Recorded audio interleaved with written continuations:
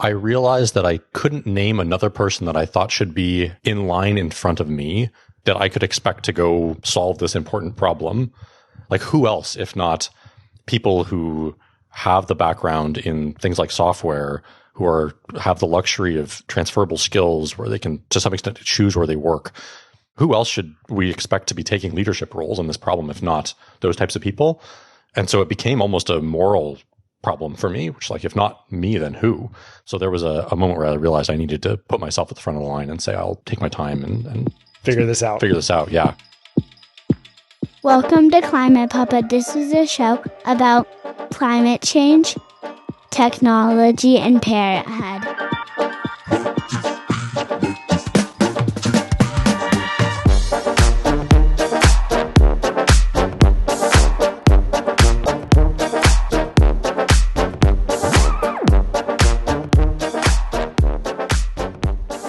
Welcome to Climate Papa, the show about the intersection of climate change, parenthood, and technology. And I'm your host, Ben Eidelson.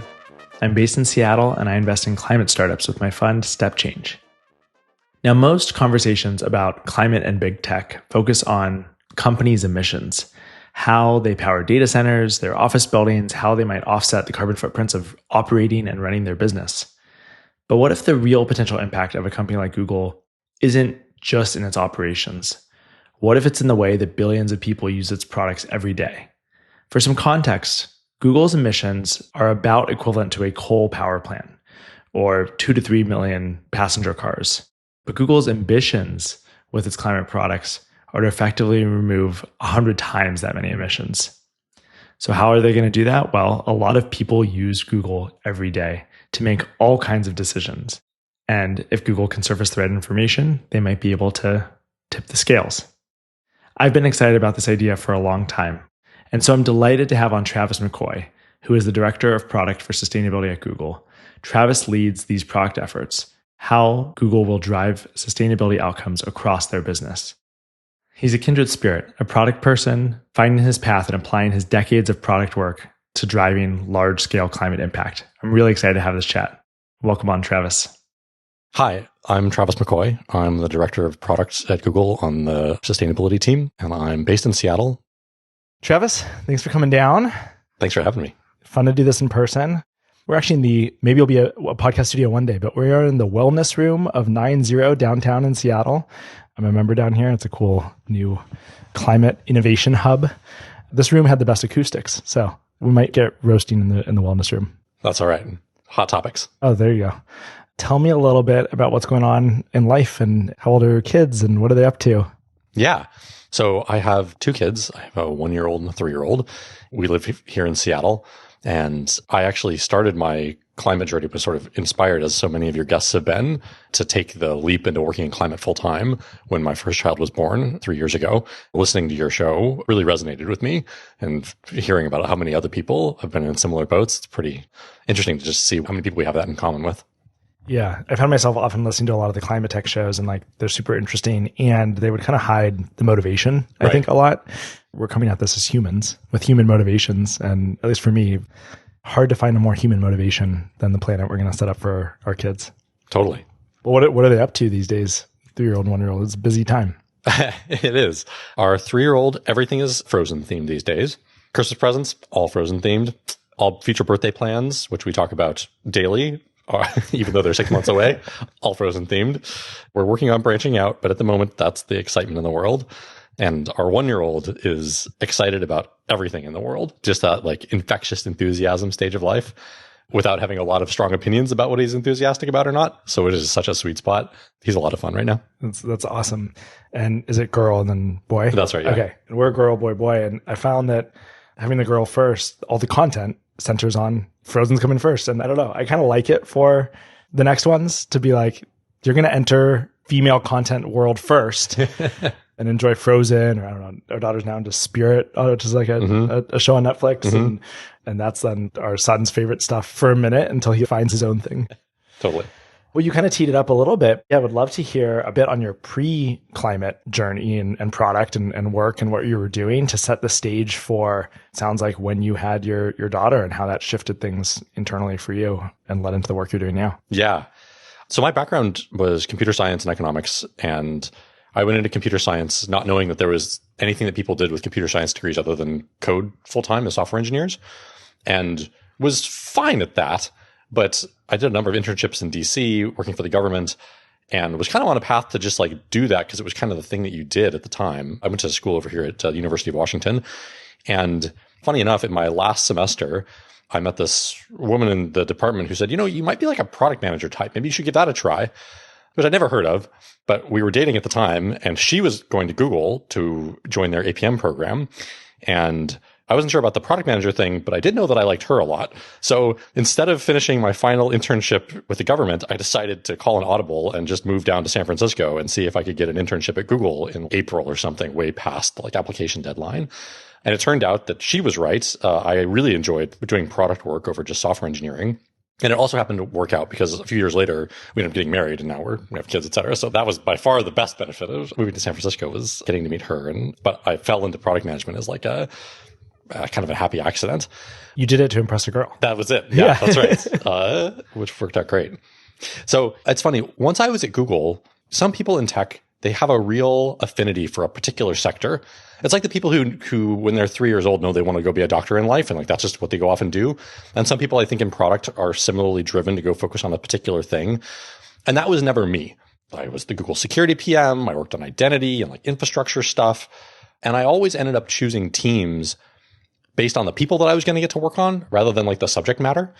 And so I got really lucky in getting to work for people who were great PMs, and spent time in working on Chrome under Brian Rukowski, who's one of the early PMs at Google. And then while I was based in the Bay Area, decided it was time for an adventure and moved to London and moved from working on like consumer tech in Chrome to leading Android's enterprise platform in London. Just optimized for like learning as many new things as I could without really caring about the specific subject matter so much as getting to work with people who seemed like they were going to be great. But I also was kind of uncomfortable because after you've been at a company that's big like Google for a while, you start wondering, like, am I just here because of momentum? Like, am I still learning enough? And what I had told myself 5 or 10 years at the company was that what I was doing was learning from people who were great at what they were doing, so that once I did find that thing, I could apply it to whatever it was that I turned out would be my passion. But I was uncomfortable because I didn't know what that was going to be. Yeah. And it wasn't really until I moved back from London here to Seattle that I took a couple of months off to make that transition. And I decided I was going to just take the time off to learn something new. And I decided climate would be the thing that I would spend time like learning about. What year was this? That was 2019.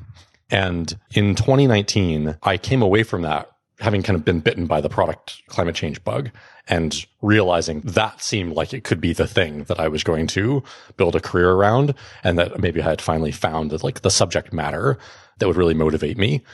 I then spent the next 2 years unsuccessfully trying to work on climate as like a side project, and just found that the day job just took all the energy out of the room. And it was so hard to do a full-time PM role thinking about other things and then get to the end of a day of 10 meetings and have the energy to go make meaningful progress on a problem as big as climate.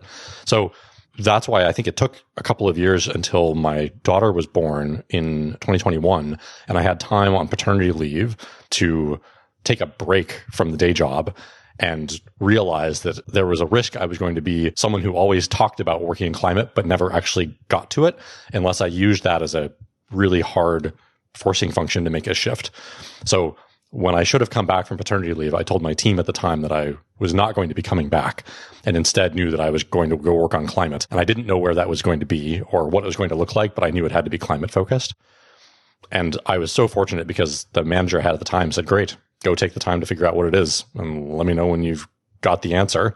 So I had 3 or 4 months then to go try to educate myself from being an armchair climate enthusiast to someone who could actually add some value to a team that was thinking about climate change. And as these things so often turn out to be, was just very lucky in my timing, because Google that spring decided to expand our climate investments to not just focus on our own operations, but to actually spin up a team focused on building products to help everybody else with their climate initiatives. And so the stars kind of aligned for me, and I was in the right place at the right time. Couldn't have been more aligned. I mean, I think it seems like, and you were maybe living this more than I was, but the 2018 IPCC report kind of kicked off, I feel like, for our cohort of generalist tech product people, Yeah. an awareness and a clarity and a rallying call and moment that then rippled through in various ways, whether that kicked off big chief sustainability officer roles or investment funds or new net zero targets and all of this stuff. And internally for you,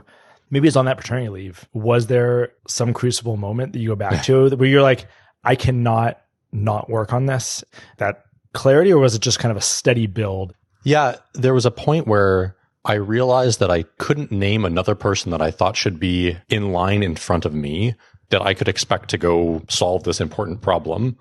Like, who else, if not people who have the background in things like software, who have the luxury of transferable skills where they can, to some extent, choose where they work. Who else should we expect to be taking leadership roles in this problem, if not those types of people? And so it became almost a moral problem for me, which, like, if not me, then who? So there was a moment where I realized I needed to put myself at the front of the line and say, I'll take my time and figure this out. Yeah. That process, we talk about it now in kind of the abstract, but it's a really uncomfortable thing to look at a problem that is as broad as climate with so many. I think of it as sort of like a tree of problems, each branch being, transportation and agriculture and energy. Fractally going to each, fractalizes into all these tiny problems. And you start out on this journey and you're looking at this thing and it's just enormous. My experience was going through each of these areas and finding all the ones where I was just like not well positioned to help. I was like, batteries are cool. Spent some time looking about batteries, but I don't have a background in chemistry or in like physics. That wasn't going to be a thing that I was going to be able to probably meaningfully contribute to. And so I spent a process of months sort of pruning this tree, just coming to the conclusion that, like, no, this was not my problem, hoping that eventually I would get to something that was the shape of a problem that I would be helpful in tackling. But boy, you go through a lot of no's until you find a yes, or at least I did. Yeah, I think that resonates. I think that's also been one of I found what I call them the globe books or the map of the world books. Yes, so Speed and Scale, Gates's book, Drawdown Labs resource as like super helpful, but also not really, at least in product parlance, meeting the user where they are, right? Because they're like, well, here's the almanac of information. Yeah. And yes, they provide frameworks for analysis, but I think what sometimes is missing, or at least for me, that's how does a product person think about this? Like, what are the things that they could do and what are their lenses? Because turns out battery chemistries might not make sense to you, but the APIs around orchestrating Google's battery discharge makes a lot of sense, right? Right. And so once you actually like detangle a little bit, there's quite a bit there for you as a systems thinker, product person to work on. Yeah. It's funny because those almanac books, you read them and they're in some ways very straightforward, but then you zoom out and you're like, okay, so the answer is just to reform every sector of the economy. Correct. Like, where do I fit into that problem? Yes. I remember the seminal book for me, and I'm curious if there was one for you. The one that made it feel more tractable and that gave me a lot of energy, so to speak, was Saul Griffith's Electrify, where I got that book and I was like, actually, here's a sector that feels so complicated and hairy at a very abstract level, but then you get into the concrete details and I can actually see a roadmap of where the sector needs to go and some of the more bite-sized problems. Did you have a book? That one resonates. I think the category of home decarbonization is the gateway drug for product people right. into climate, because they're like, okay, wait, I get it. I look around my house, there's 4 or 5 infrastructure decisions to make and installation and financing, and all of these things are things I can empathize with the decision criteria on, and it's consumers and small businesses orchestrating together. Juxtapose that with having to understand the energy markets or the deregulated, regulated nature of those. And on the flip side, I think once you spend a year or two in the space, you're like, oh no, like now you can speak that lingo and understand it and understand the role of that you might be able to play in it. But I think home individual project lens is a really helpful one to get into the problem spaces. Totally. Yeah. The problems of a homeowner are the problems of a Google running a campus, are the problems of data centers, just apply differently. It's all HVAC, it's all energy. It is a useful mechanism to get going with. For me, I don't know if there was one book. I was swimming in a set of podcasts, a set of books. I also did one of the early fellowship programs, On Deck Climate Tech Fellowship, which no longer exists, but splintered into various things. So all of that stuff was kind of stewing, as well as meeting a bunch of people to help me realize that there was something there. Okay, well, let's get into Google. So walk me through a little bit kind of Google's journey. Maybe there's a couple of data points. Maybe it's 2000 to 2023 to now or something, like kind of like the journey that the company's been on and then your role in that journey. And maybe we can get into this product distribution piece of it as well. Yeah. Google's journey started in the mid 2000s. We started out as one of the first companies that was aiming to be carbon neutral. That then developed over the following 10 years into the commitments that we have now, which is that we'll be by 2030 net zero in our operations. And furthermore, not only would we be net zero, but our business would run on 24/7 carbon-free energy. For folks who aren't deeply steeped in this space, there are lots of ways that you can reduce the emissions that come from the electricity that you consume, which for Google is a big part of our emissions profile. Some organizations will decide to do that by buying energy credits on the energy markets in a way that's not tightly tied to the energy they're actually consuming on a particular grid at a particular time. What we've said is that we'll actually achieve those targets by investing in clean energy that is generated during the same hour that we are consuming energy on the grid that we are consuming it on. And that's kind of the most rigorous way to try to make sure that you're having the impact you're aiming to have in reducing emissions. Just to put a finer point on this, the clear counterfactual is to say, as long as it all zeroes out, it's fine. But turns out that, everyone's using energy at the same time. And then there's a bunch of excess solar and wind energy at the same time or somewhere else. So it's easy to buy something that would in aggregate look correct, but actually still require a bunch of peaker plants that are burning coal or natural gas at the time to actually power your operations. And so to ensure that's not happening, it has to be on the same grid and really at the same moment to say, okay, we're not actually causing a peaker plant to fire up for us. We're actually going to use renewable sources. That's right. The thing that's been really exciting for me from the last couple of years has been that we've, since making those commitments, expanded our work to not just think about our own operations, but to also think about the products that we're building and how we build products to help everybody else reduce their emissions. And I think, that's a somewhat unique concept, which is that in so much of the world, the most that we're asking companies to do is to reduce and eliminate their emissions. But if you think about the role that a company like Google plays in the economy, in the role that our platforms play in so many businesses, arguably that's not a sufficiently ambitious thing for a company like a Google or an Apple or a Microsoft to aim for. And so what we've done is we said, in addition to reducing the emissions of our own operations, let's also make sure that we're having an outsized positive impact with the products that we're building. One of the things that we're working on doing is, and this is exactly what my team focuses on, is how do we help other individuals, organizations, governments reduce their emissions. The thing we're aiming for is that we actually help reduce emissions by a gigaton through the use of our products by 2030. That's on an annual basis. That is a large number, roughly equivalent to the emissions of Japan.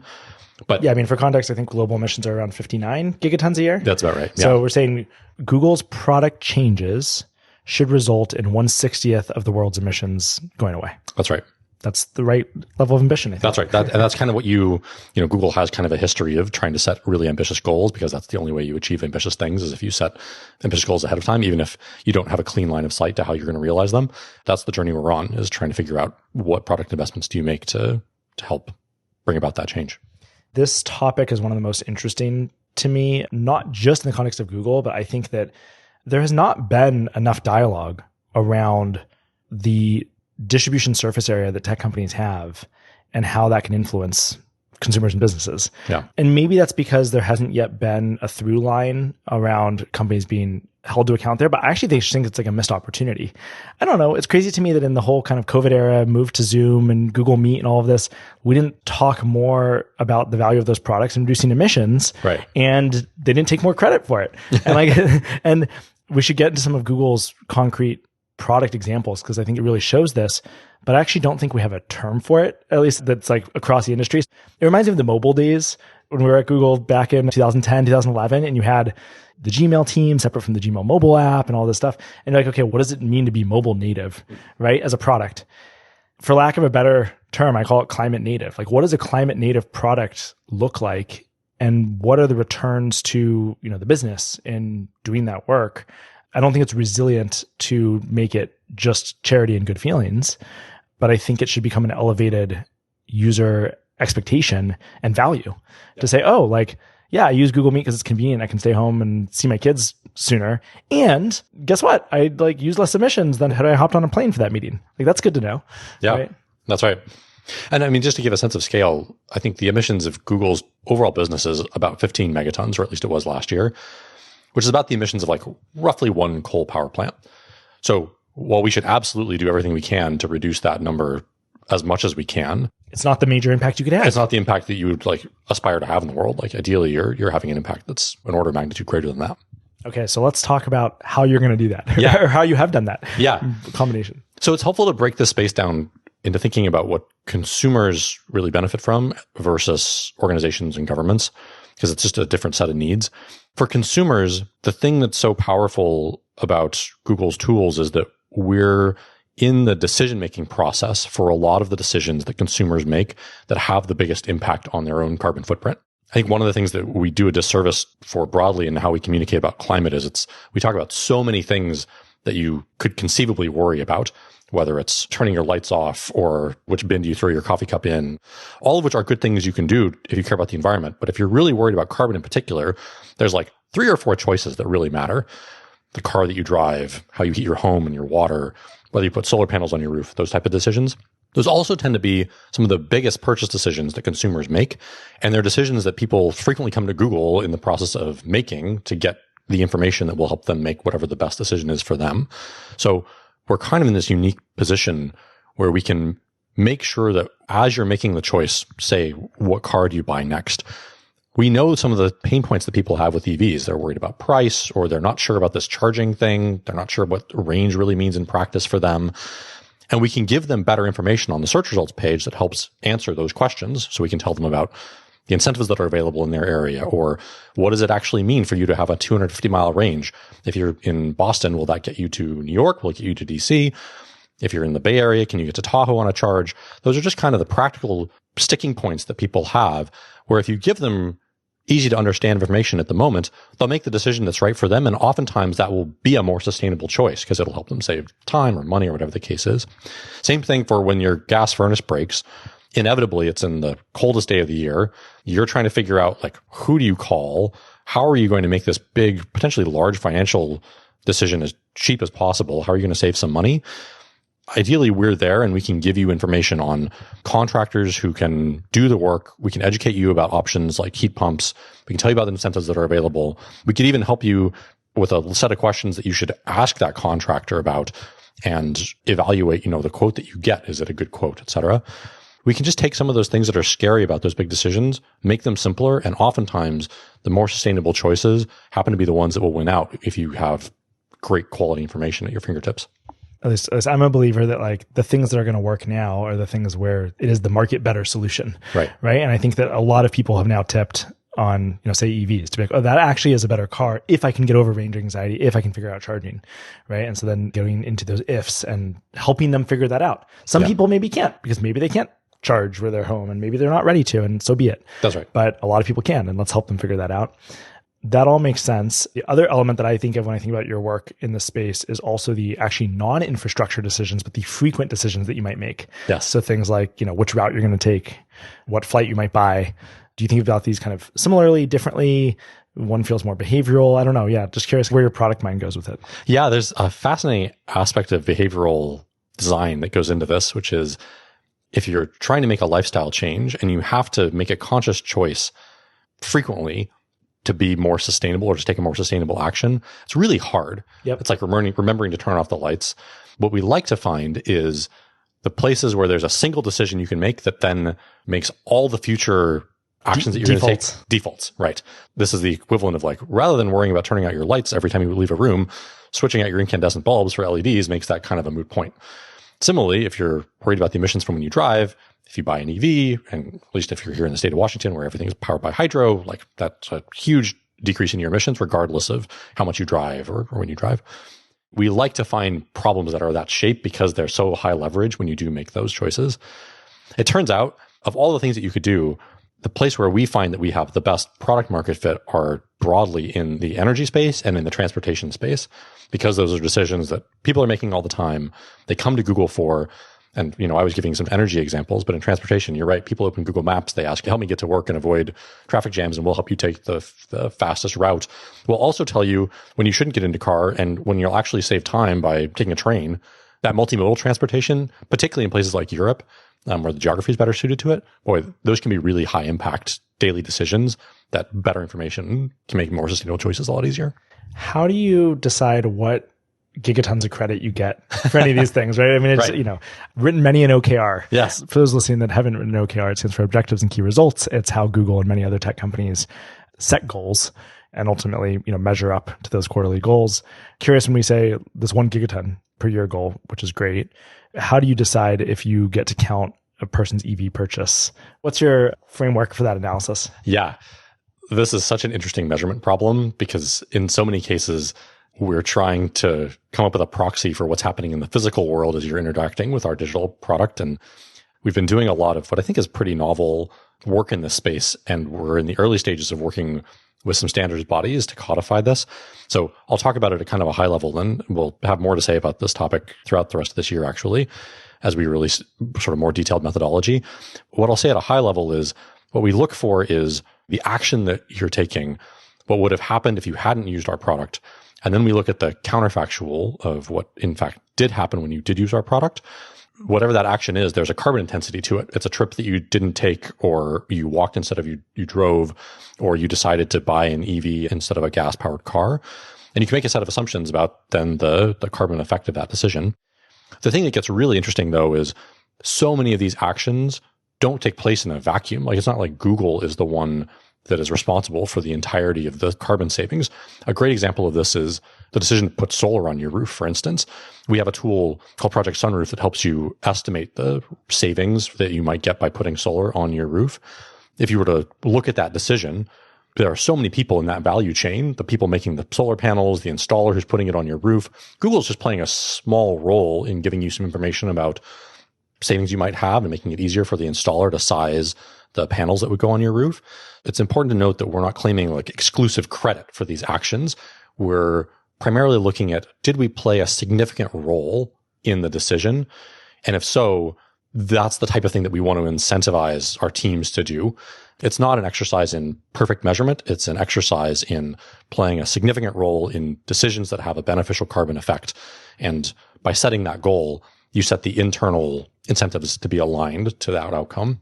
That makes a lot of sense. I can imagine incorrectly constraining that goal to be, what are the things you can directly measure? And that creates a bunch of weird things where all of a sudden Google's trying to be a car dealer or something. Right. Right? You're like, That's right. wait, how did we end up here? It's like, we just decided to make a bunch of paper clips. Why did we do that? And so that's very cool. So how do you think now about on the business side? You mentioned there's kind of a different fork of ways you think about the same types of impacts for businesses.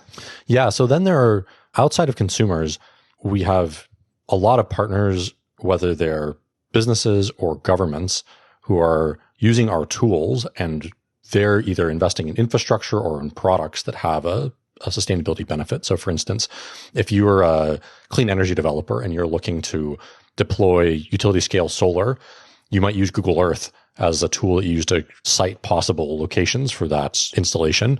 We can add capabilities into a platform like Earth that make it easier for you to do that. And similarly, particularly when it comes to governments, we have a set of tools in Earth and Earth Engine that can help you make decisions about infrastructure investments, like where might you want to go add more public charging stations for EVs, or where is there demand for mass transit within a city? Those types of questions, Google has data that can be really helpful to it, and we have the geospatial tools that make it really easy to analyze that type of data. In a way, what you can think of this is as we can provide the best possible information to our users to take advantage of the solutions that are currently available, and that gets you a long way. But at some point, you run up against the infrastructure that's physically in place or the products that are in the market. And at that point, you need to help companies and businesses make more sustainable options more easily available.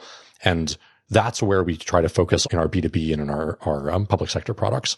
How do you think about this? Maybe this is all inside baseball like OKRs, but I think it kind of matters, which is like every team has their laundry list of feature requests from users, especially enterprise business users. Is this what businesses are asking of those teams already? And so it's like fairly natural, or is it, hey, no, you're there trying to say, hey, we really should prioritize this because we're going to help make the market here.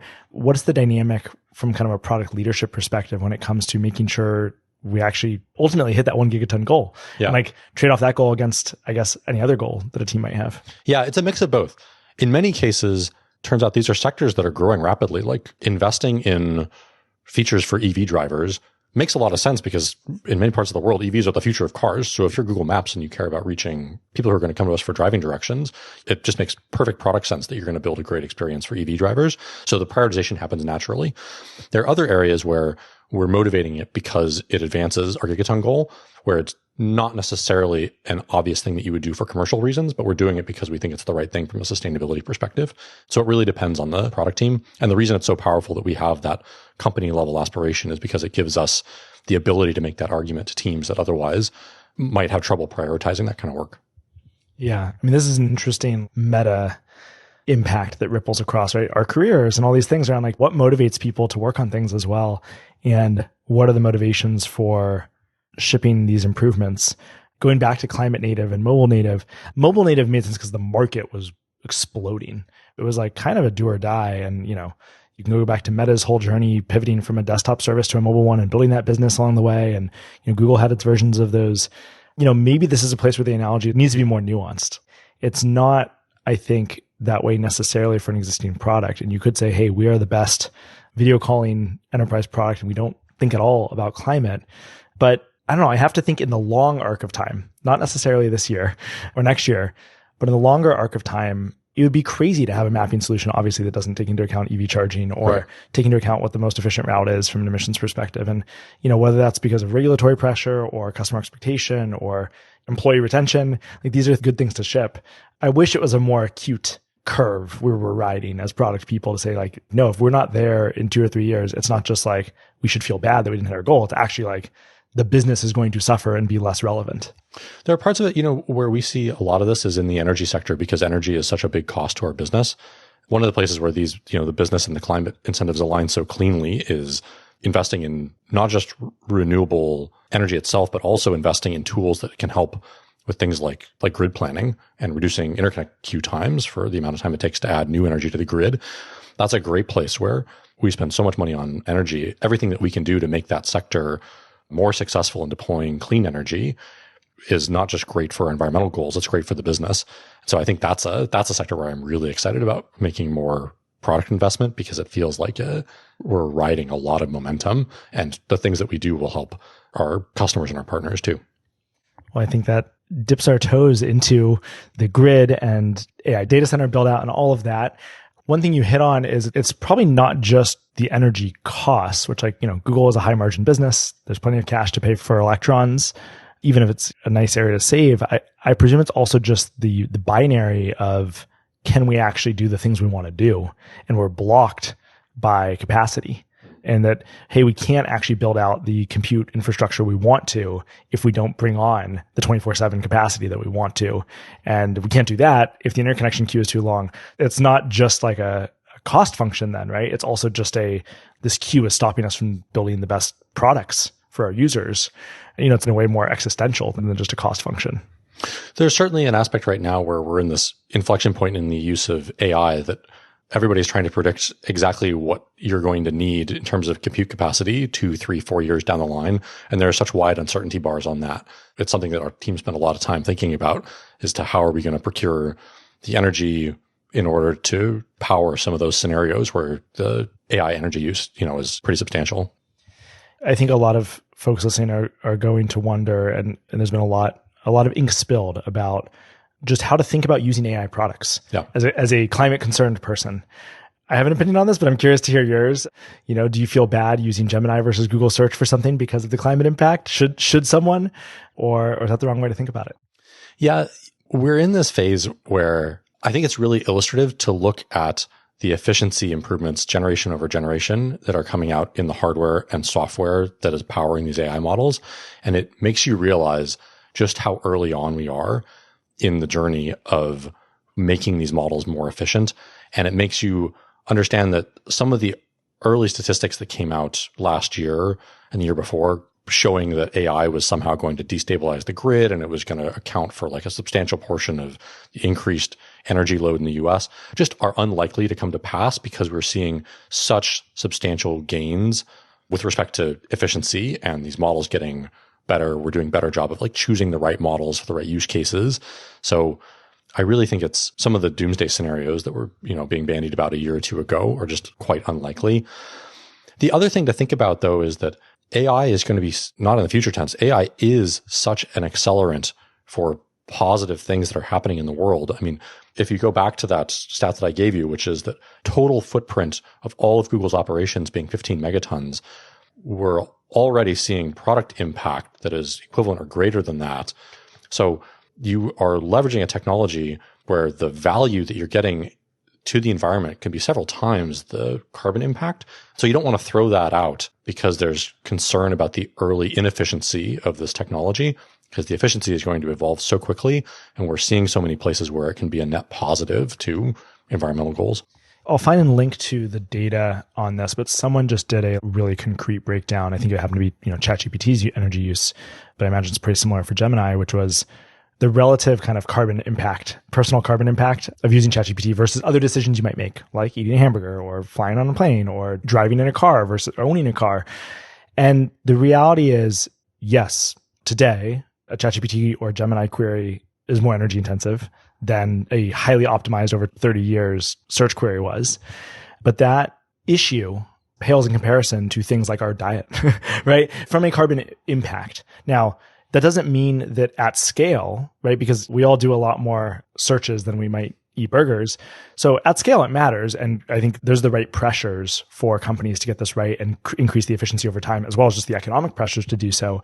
But I think it's worth a calibrated check for people to look at the numbers and not just kind of the headlines, to actually size up their response and own the things in concert with each other. I also think the use of these technologies is early, and we don't know yet all the impacts that they're going to have on all these different parts of our life. And that's the constant trade-off we make with emissions. If today someone said, hey, would you like to make sure that you only use clean energy? And you said, yeah, that sounds great in your life. And yeah, we're lucky in Seattle, we have hydropower, but a lot of the US doesn't. Most of the world doesn't. That would mean all of a sudden turning off the grid for most of humanity.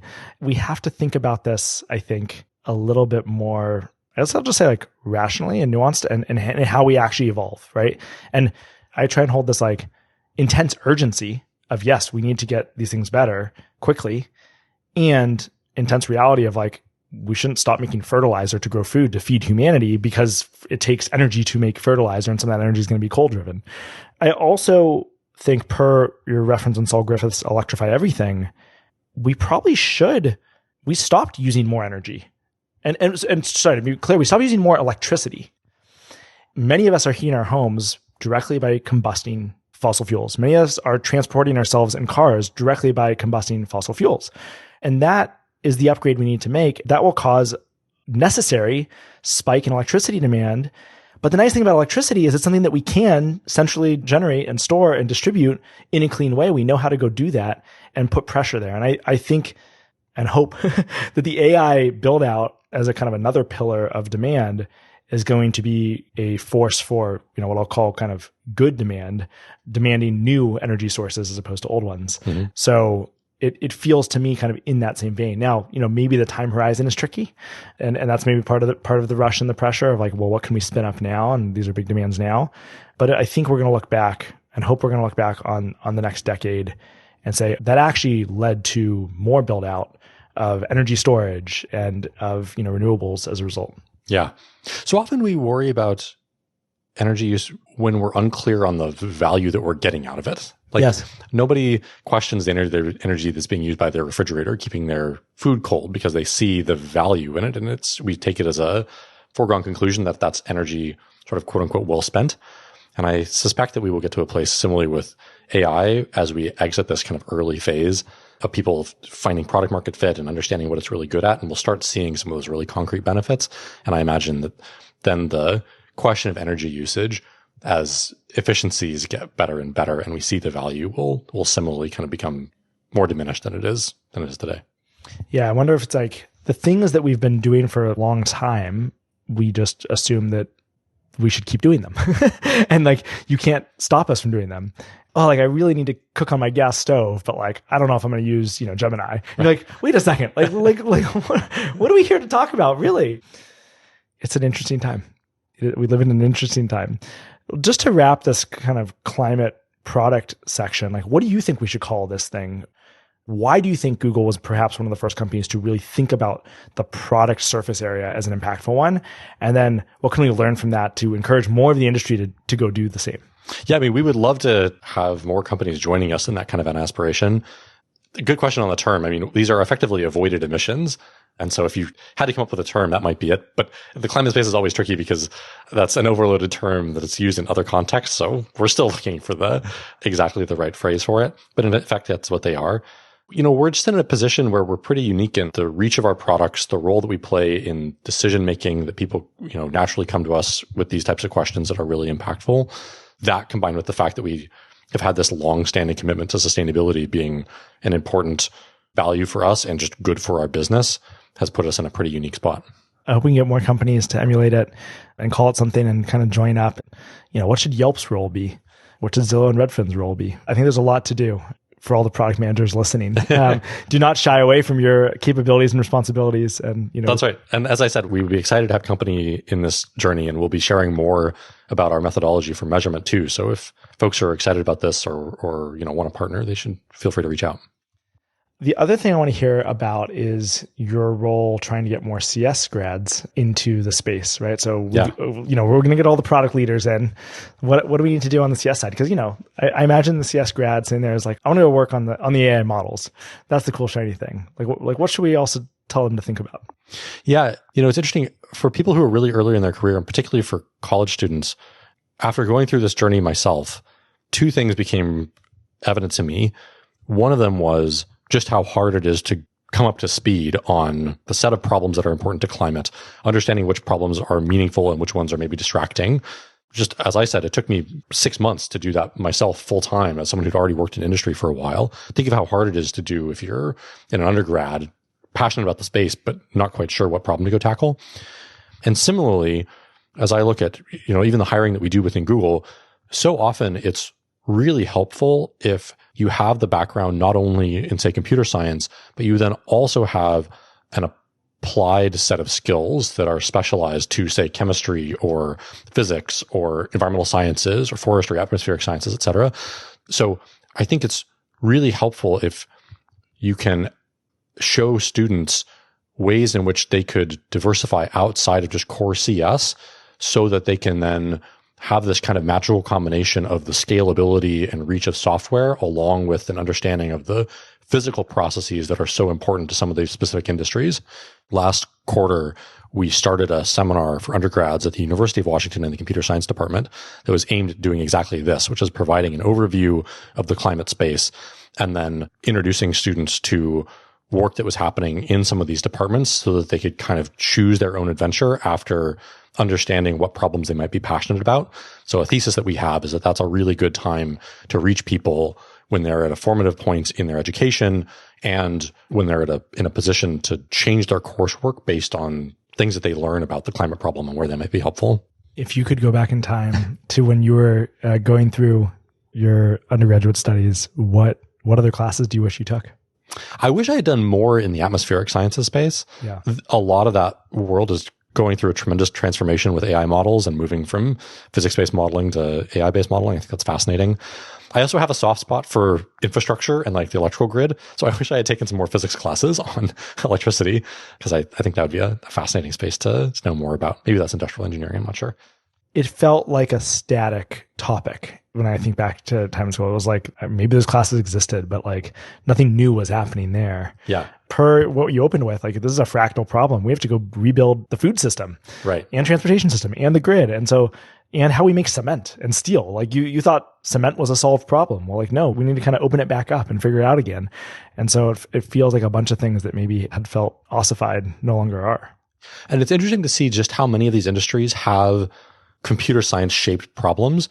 And so if you can, say, get a minor in one of the sciences that let you go get your foot in the door in, say, thinking about, EV chargers or thinking about doing geospatial analysis, you can then add a lot of value to a lot of these companies that don't necessarily have a strong software stack or a lot of software engineering. This makes you immensely valuable and helps you, I think, tackle some of these problems. So when you're teaching, what have you found so far from kind of the student's perspective? And you've done 1/4 of teaching so far? We've done 1/4. We're talking about how we're going to expand the program going forward. There's just so much energy on tackling the problem. And it was a pleasure and honor to teach because you get so much energy from people who are learning about this and so many good questions from people who are thinking about it for the first time. Certainly a lot of passion for trying to solve these sets of problems. You can see the process of trying to develop an understanding of where each individual feels that they can actually contribute. And that's not a journey that I think you can solve in 12 weeks, but is hopefully one that we can equip students to have the good framework in mind that they can then always reference back to and make sense of the world as new things develop. They'll always be able to come back to a solid foundation. And so your course concretely is an intro to like the climate, map globe, but for CS students, or do you actually get into like, and here's some of the APIs to access and data sources? Like, hey, how do you kind of ground it in their skill sets or interests? Yeah. So what we did was we took a sector by sector approach, and we spent a week on agriculture, a week on transportation, a week on energy. And within each of those, talked about the physical cause of the emissions, like the hard problems, like where are emissions coming from and why. And then we spent some time on the computer science shaped opportunities within each of those. And we paired that along with a lab section that was hands-on coding labs. So you could like go download an open source climate model and run it and understand how a climate model works, or go download an open source database on data from the grid and see how the grid mix shifts over time. Cool. So we're giving people a chance to like go dabble in the tools and get a sense for the data that's out there and some of the systems that are being used. And it was so fascinating because we had a lot of guest speakers come in and talk about how computer science is being applied to atmospheric sciences or the study of fusion or the study of forest health or wildfire prevention. And there's software opportunities across all of these sectors, and this like great unknown of the opportunity for AI to be applied to all of them. It's such an exciting time to be in that space because there's so much that's going to change in the next few years. Someone should build an early stage VC fund to invest in such opportunities. If only. If only. If only. My day job is looking at all these companies and learning about all these things, and it is a fire hose of opportunities. And I think that my hope and dream is that the CS grads and otherwise just view it as a space that they can come find their way in. Yes. I guess to that point, a lot of people listening might be like, working at Google and working on climate, like that sounds like a dream. How many jobs for either engineers or product people or designers are there, not just at Google, but kind of across the industry? And maybe per our point, like there should be more of those. Mm-hmm. But how do you think about that type of lens of impact versus say, go start your own company or join the startup ecosystem or whatever it might be? Yeah. I think it's important to take a wide lens on this space, particularly if you're early in your career.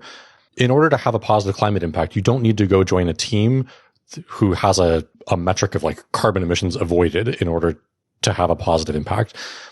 Working on products that have great sustainability outcomes as a byproduct is a totally viable and smart way to go about this. So working in the grid, or working with EV charging, or whether it's working in travel planning and helping people take more sustainable travel choices, all those are sectors that I think are growing and exciting. Within Google, we have I don't know how many products with sustainability value, all the way up to like our hardware business, like working in Nest, for instance, and smart thermostats. Like you can be a hardware engineer and thinking about all sorts of interesting problems. So yeah, there are a number of sectors that I think are growing pretty healthily. Some folks might say, okay, you're part of this cohort that read the IPCC report, got involved, climate tech hit its peak, and we're kind of on the ride down of that bubble, both in venture and otherwise. And for those students and for folks listening, like, do you buy into that story? Do you buy into that cycle? Like, where do you think, what do you think this is going to look like? Yeah, I mean, there's obviously a lot of uncertainty right now. I talk to a lot of people just about their careers in tech and in product, and I think everybody goes through, even in individual careers, sort of a sine wave of ups and downs. And the moments that are always the most challenging are the points of greatest change, like where change is accelerating. And we could easily be in a position right now of that sort of rate of greatest change. And the thing that makes it so challenging is, A, you don't know when the change will slow. And B, there's this natural human inclination to just project out that things will continue in the same direction that they're currently going, and you don't know when they'll stop. That's never the case. Like, climate has always gone through cycles, greater and less investment. And there have always been moments when people have worried that the bottom was going to drop out of the move toward electrification or the move toward clean energy, and that simply hasn't happened. And I take a lot of comfort in the fact that many of these sectors are based just on good physics and the solutions being based on better economics. So while there's certainly a lot of unknown at the moment, I think the foundational principles are still there. And it gives me a lot of hope that this is a phase and not a permanent state. We're going to want more electricity as cheaply as possible. Totally. It turns out mining for coal or fracking for gas is not the cheapest way to get electricity anymore. Free electrons are hard to beat. And we're going to want to get around as cheaply as possible. And it turns out that, EVs might have a leg up there, and we're going to want to heat and cool our homes as cheaply as possible. And so I think looking through the lens, if you're thinking about career, for where is a particular solution really at like market readiness versus not, and what your appetite is for that, right? I think it'd be very cool to go work on fusion, but like it's not at market readiness today. Right. And so you have to have the appetite for that. But going to work on EVs, the market's there. And so you can kind of decide where you are in your career and kind of like the readiness of those things. Yeah. Well, fantastic. I think just to wrap up, how should folks follow along, your work or Google's work and or the work you're doing with the University of Washington? What's the best way to get more Travis? Yeah. The thing that we're, really excited about are more companies joining us and thinking about how we can together help everyone decarbonize. So if you're interested in that space, please reach out. We'll be publishing more this year on how we do it within Google. And if you have great ideas for how we could partner or ways that our products can be helpful, I'm always excited to talk about people who are in this space. So maybe we can add some contact information to the show notes. Great. I'll do that. Thanks so much, Travis. Glad our worlds recollided since the early days of Google APM, and really glad that your daughter shook you to climate awareness during Pat Leave, and that this is what you're dedicated to. Thanks a lot, Ben. Well, that's a wrap. Anai and I are hard at work wrapping up our research for Coal Part 2. If you haven't already, please subscribe to the Step Change Show so you'll get the latest when that comes out. And if you didn't listen to Part 1, now is a great time. Well, until next time, as usual, here's the Balkan Bump remix of Mellow Kind of Hype by Slink and Lazy Syrup Orchestra to take us out. On we go like...